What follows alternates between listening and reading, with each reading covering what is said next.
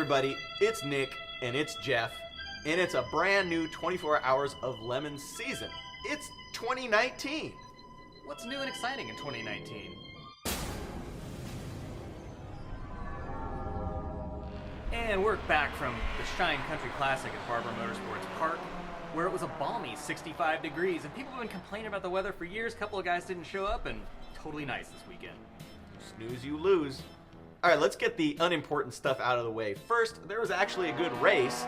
The two top Class A cars finished on the same lap. Class B cars were close, and even Class C was up in the air all weekend. Apparently there were some good bribes. Brownies in an evidence bag.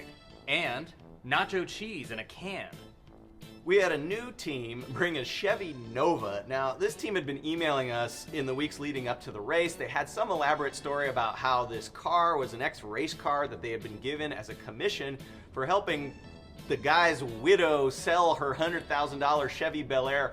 Whatever it was, all of that was smokescreen because these guys thought that they were going to bring the super cheaty circle track car to Lemons and dominate. But as is usually the case with dirt track cars, it immediately blew up. Is this car going to dominate? It is not going to dominate. So then they said, oh, that's okay, we're going to go get our backup car.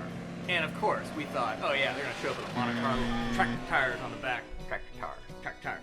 And they showed up with a CRX, super cheaty. It blew up too. So we spent lots of time mocking Mercedes compressors. Yeah. And on Lemon's World and just in life in general. But yeah. So these guys with the number 266 Mercedes said, oh, I'm going to prove them wrong. They ran it in the top 10 for quite a while. Yeah, we thought that we had maybe messed up by allowing them to run with no penalty laps because the car was pretty cheaty, but we knew how terrible compressors were, and we make these decisions. Car's running well. We thought, uh-oh, we messed up, but no, we were right. It blew up. There was another compressor run by the Knox Vegas Lowballers and the Three Pedal Mafia together. Seemingly a dream team of compressors. But, yeah, that got kicked out with fuel leaks. Number 343 brought a Buick Grand National. Now, we're not really sure if it was a real Grand National. That's a turbo G-bike! Yeah, man, they put the Huff and Puff to it. Huff and Puff? Yeah. What the hell's Huff and Puff? Man, they put the blowy blow on the top of it. It was pitted against the dodgy racing Shelby Daytona Z in a battle of great 80s turbo cars. And guess what? They were both terrible. So the Wonderment Consortium is a bunch of spaced out scientist guys from Chicago. Yeah, some of their previous Lemons claim to fame are blowing up a Hyundai Scoop, rolling over on the pace lap, blowing up a Volkswagen Quantum. So this race, they pulled into the BS judging, brand new car, Saab 900, dragging the oil pan all the way across the paddock. Not a good omen for how the rest of the race went for them. Team number 66 has raced for a while in Lemons with a 2006 Chevy Impala. Now, they gave up on that car because clearly the Impala was the source of their problems. Always is. They bought a real cheaty BMW. It got some penalty laps, but Judge Eric realized that he actually did make a mistake on that because the BMW leaked oil everywhere and was terrible. But one of the guys on this team bought a whole bunch of scrap leftovers from the defunct Modus Motorcycle Company. I guess this is a company that sold like $40,000 motorcycles and shockingly went out of business. But they had a cool bunch of metal trinkets and whatever, and this guy bought like a whole truckload of them and made a giant robot sculpture out of it. So their car was bad, driving was iffy, robot sculpture was awesome. Pro racer Sarah Montgomery was on hand working with the charity Lemons of Love and was interested in checking out the track because she's got a pro race coming up and hasn't actually driven at Barber. So she was able to, she brought her suit, of course, because when you're a pro racetrack driver, you bring your suit everywhere. In fact, you wear it to breakfast, absolutely. You wear it to lunch, track days, driver school, promotional appearances, DMV, take the garbage out. Yep, Starbucks. So a team in an MR2 had gotten a bunch of penalties and they offered to give Sarah a seat in their car so that she could show them how it was done, and within 10 minutes, never having driven the car or been on the track, she had set the team's fastest lap. So by now, you know about the Porsche. It's a Porsche 911 with the front end of a Passat grafted to its ass. Yeah, and Barber is the home of the Porsche Driving Experience Driver's School. And we've got this little bit of a tradition going. When a real crappy-ass Porsche shows up to a Lemons race, we pose it next to the driving school cars for a photo op. Speaking of Porsches, Johann's Volkswagen Beetle, the car that has never finished a Lemons race, finished a Lemons race. And the judges were very excited when Johann didn't take off his pants in celebration. The Cousin Racing VW Cabriolet got clobbered on Saturday. They spent a ton of time, they put the chain on the frame and pulled it out. They got it back together, got back out on track. That was hella sweet. Heroic fix goes to Lemons veterans and possible World War I veterans, the old dudes. They've got the world's cheatiest Ford Ranchero. Now, this is a 60s Ford. We've talked about this car before, and it's all cheated up. And as Eric points out, all of these parts bring it from 1940 in terms of technology up to about 1973, which is pretty good for a 64 Ranchero. And of course, their Cheaty engine blew up. They took it out even before the race started, did a whole bottom-end rebuild. It lasted for like 7 laps on Saturday, blew up again. They took it out again. This time they've got the old backup engine, a worn-out 289 that was not as powerful as their Cheaty engine, but it did run all weekend. And these guys never complained. 3 engine swaps. Well done. I Got Screwed went to Mock Grass Racing. You know, they had a Kia. You know what's a fine Korean automobile? You know, this Kia started making a horribly funny sound, so they brought it in and figured out it was a thrust bearing. So one of the guys on the team was fresh from winning the first Lemons rally of the season in his Subaru Brat. And he says, man, I can make a thrust bearing. Watch this. And so he did. And they put it in, and it worked. Well, it worked for a little bit. Then they came in, making a knocking noise, opened the hood and saw a piece of metal on the starter. Oh, it's like we left a wrench there. No, that was a connecting rod. Came right out. Yeah, but the thrust bearing was still good.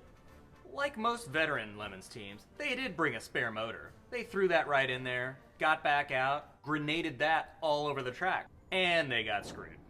The special award was the Lemons Ruins Another Christmas trophy, and this went to IWGF Racing. They're from Washington State, and they said, you know, we love the Ridge, but let's mix it up a little bit, do a different Lemons track. But instead of going to like a track in, California, they decided to go to Barber in Alabama. And they figured the most efficient way to get their cars there was to ship them, and they wanted to make sure that they had enough track time, so they bought a second car to add to the effort. Somehow, all of this shuffling and machinations ruined their family Christmas. We're not actually sure how, since Barber was like, in February. Maybe they spent all their money on the second car. Maybe they had to leave so early that it was actually like on Christmas when they set off on the reverse Oregon Trail to get to Barber. I don't know. It ruined their Christmas, but it was great to see them there, and they got a trophy. Apparently, they spent about 90% of the time during the weekend working on the new car, and then it finished last. There are a lot of different ways to win the Judge's Choice Award in Lemons, and subjecting yourself to endless masochism is one of them. As Judge Eric points out, this team, which was running a turbo Chrysler is basically like smashing your nuts repeatedly with a claw hammer. These guys' first race was a couple years ago at Barber. They showed up with this car and they were met with the appropriate laughter from the judges on hand. I heard that's got the huff and puff. And they didn't really know why, and then they proceeded to finish 98th out of 103 cars. Well, this time they added at least 50% more hose clamps to their build, and they improved to 73rd place. Despite their awful taste in cars, these guys have a great attitude.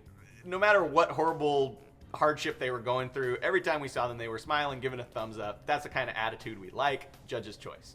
Organizer's Choice went to the number 81 Corvette, C4 Corvette. Corvette magazine! Quoting Judge Eric, this was actually one of the worst automobiles I've ever seen, and I drove a Mercury Topaz for 2 years of my life. That's bad.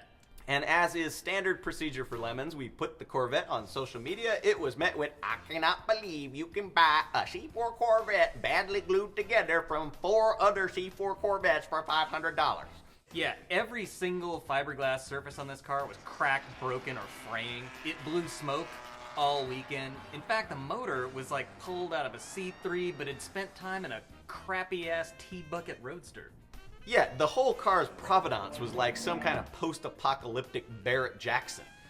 Yeah, this thing was so bad, it was slower than the IOE winner, which drove around the entire time stuck in 4th gear. The whole thing was so incredibly terrible that we had to give them a major award. Well-deserving Organizer's Choice. And the grand prize, the Index of Effluency, went to a Valiant.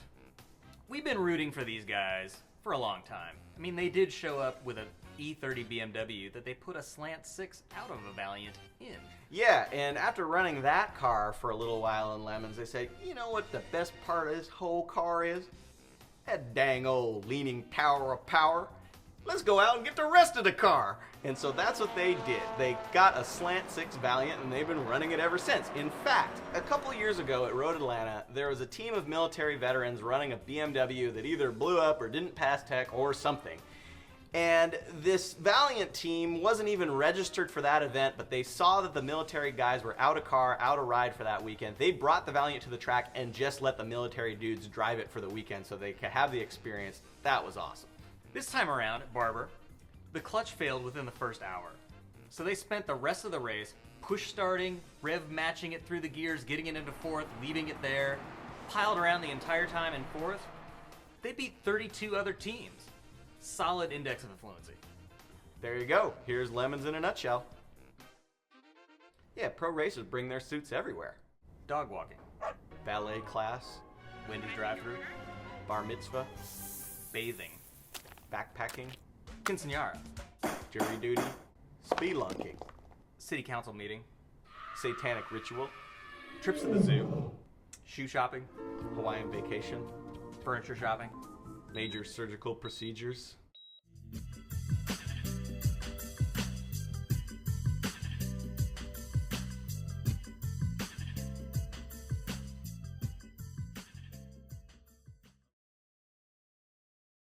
Dare I ask how it's been? All of the ways?